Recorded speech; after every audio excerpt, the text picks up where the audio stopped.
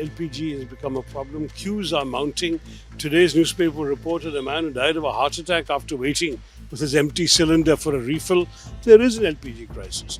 It is affecting the Indian kitchen, it is affecting the Indian dhaba, it is affecting the Indian restaurant industry. The film stars and their crews cannot get food prepared during the shooting because they don't have gas cylinders. I'm not blaming the government. I'm saying that as far as this is concerned, acknowledge the problem and try and solve it by doing whatever can be done to increase supplies of gas.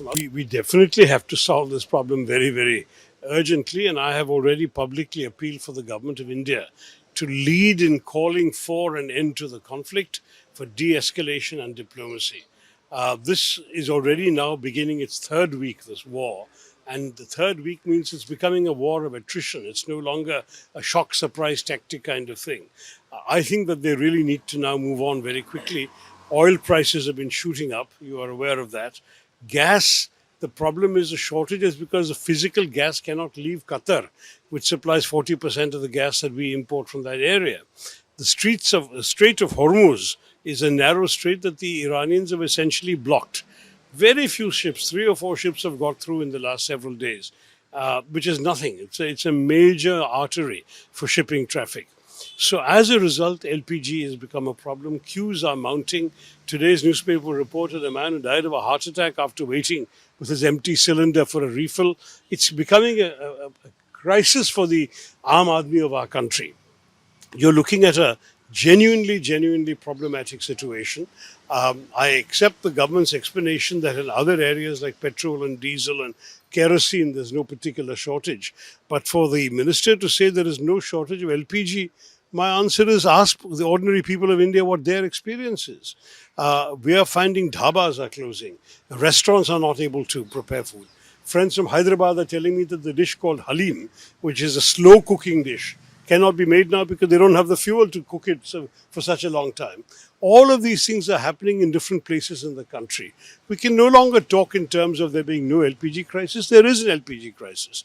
It is affecting the Indian kitchen, it is affecting the Indian dhaba, it is affecting the Indian restaurant industry. And we must appreciate the fact that the ordinary persons who go out, I'm hearing stories from Bollywood. The film stars and their crews cannot get food prepared during the shooting because they don't have gas cylinders. So how can we claim there is no crisis? There is a genuine problem we're facing. And we have 5 states going to the polls, all of us running around campaigning. Where will we stop and eat on the way if there are no dhabas on the roadsides? It's a very, very serious issue. I'm not blaming the government. I'm saying that as far as this is concerned, acknowledge the problem and try and solve it by doing whatever can be done to increase supplies of gas from other sources. And meanwhile, play a constructive role, in fact, a lead role in calling for peace in the region. So the central government is repeatedly saying that there is no crisis at all, and these diplomatic relations can solve this crisis from like the opening of the Hormuz. Well, the Straits of Hormuz can only be opened through the end of the war because Iran has very few chokeholds on the rest of the world. At the moment, they're very much on the back foot.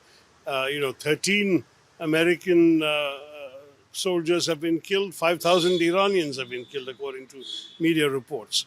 The balance of the conflict has been entirely against Iran. Much more destruction in Iran, many more missiles have hit targets in Iran than Iranian drones and missiles have hit targets elsewhere. So Iran is on the receiving end. One of the areas they can do is they can make things difficult and expensive for the world by tightly restricting channels of oil, channels of shipping, channels, airlines, and so on. So that is the leverage they've got. They're not going to surrender that unless we can persuade those who are conducting this war to quickly call it off.